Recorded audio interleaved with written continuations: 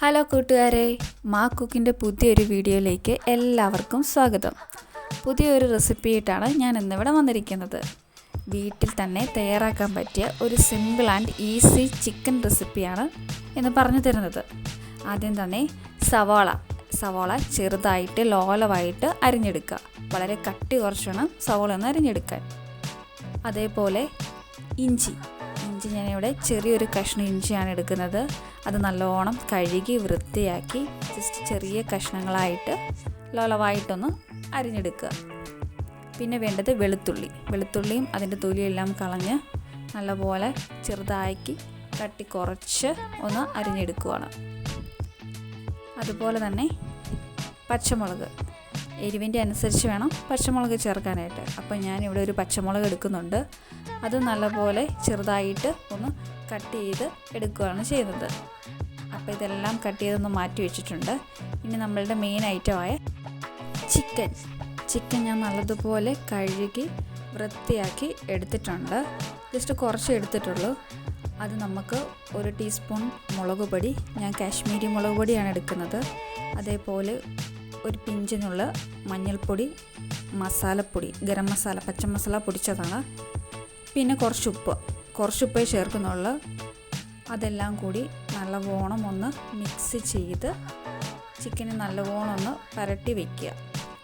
ഒരു 10 മിനിറ്റ് നേരത്തേക്കിന് ഈ ചിക്കൻ ഒന്ന് മാറ്റി വയ്ക്കാം. പിന്നെ നമ്മൾ നേരത്തെ അരിഞ്ഞു വെച്ച ഇഞ്ചി, പച്ചമുളക്, വെളുത്തുള്ളി ഇതെല്ലാം കൂടി ഇടിയറിലിട്ട് നല്ലവണ്ണം ഒന്ന് ചതച്ച് എടുക്കാം. ഇനി എന്നത്തെയും പോലെ ചട്ടി വയ്ക്കുക. ചട്ടി ചൂടായതിനു ശേഷം എണ്ണ ഒഴിക്കുക. എണ്ണ ഒന്ന് ജസ്റ്റ് ചൂടായി വരുമ്പോഴത്തേക്കിനും കടുകിട്ട് നല്ലോണം ഒന്ന് പൊട്ടിച്ചെടുക്കണം.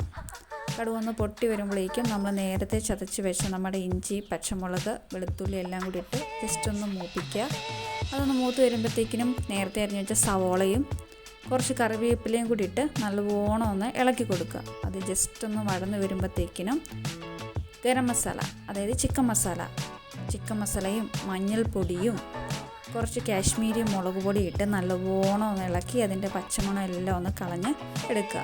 ആ ടൈം കഴിയുമ്പോഴത്തേക്കിനും നേരത്തെ മസാല പുരട്ടി വെച്ച ചിക്കനോട് ഇട്ട് ജസ്റ്റ് നല്ലപോലെ മിക്സ് ചെയ്ത് ഒരു 10 മിനിറ്റ് വയ്ക്കുക. അപ്പോൾ ചിക്കൻ്റെ വെള്ളം എല്ലാം ഒന്ന് ഇറങ്ങും. നല്ലവണ്ണം ഒന്ന് മിക്സ് ചെയ്ത് കൊടുത്തിട്ട് ആ വെള്ളം എല്ലാം ഒന്ന് പറ്റിച്ചെടുക്കണം. നല്ലവണ്ണം ഒന്ന് ഇളക്കി കൊടുക്കുക. എന്നിട്ട് നമ്മൾ 1 കപ്പ് വെള്ളം, ഞാനിവിടെ തിളപ്പിച്ച വെള്ളമാണ് എടുത്തിരിക്കുന്നത്, അതുകൂടി ഒഴിച്ച് നല്ലപോലെ ചിക്കൻ ഒന്ന് വേവിച്ച് കുറുക്കിയെടുത്താൽ നമ്മുടെ ചിക്കൻ കറി ഇവിടെ റെഡിയായി. അപ്പോൾ ഇനി ആർക്ക് വേണമെങ്കിലും സിമ്പിളായിട്ട് തന്നെ വീട്ടിൽ തന്നെ ചിക്കൻ കറി റെഡിയാക്കാം. അപ്പോൾ വീഡിയോ ഇഷ്ടപ്പെട്ടെന്നുണ്ടെങ്കിൽ ലൈക്ക് ചെയ്യുക, ഷെയർ ചെയ്യുക, സബ്സ്ക്രൈബ് ചെയ്യുക.